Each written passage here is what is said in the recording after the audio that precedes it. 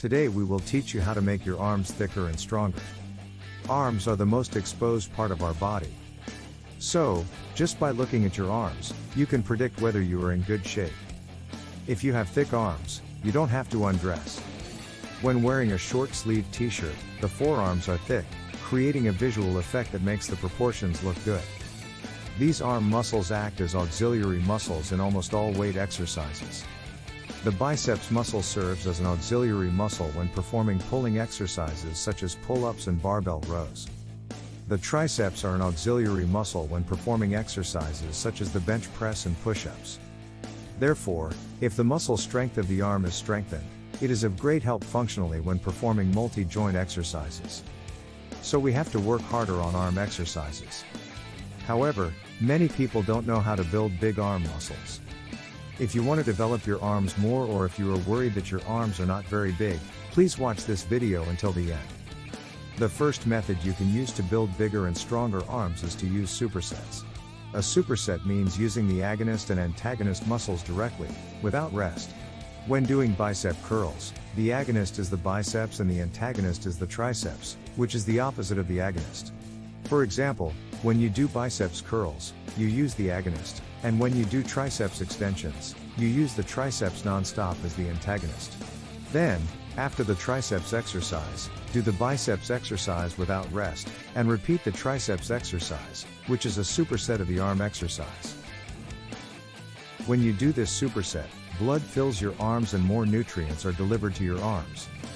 And because these supersets are high-intensity exercises, they follow the principle of progressive overload, which naturally promotes more muscle growth.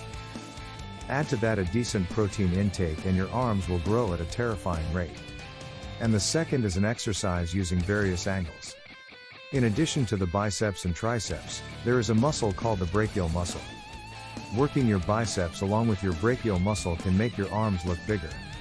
In addition to classic bicep curls, you should also develop your upper arm muscles by performing hammer curls and reverse barbell curls.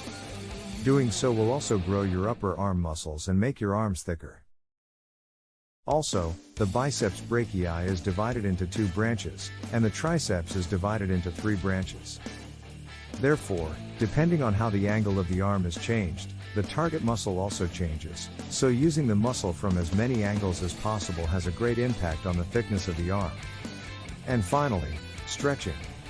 Stretching your biceps and triceps is very helpful for great growth.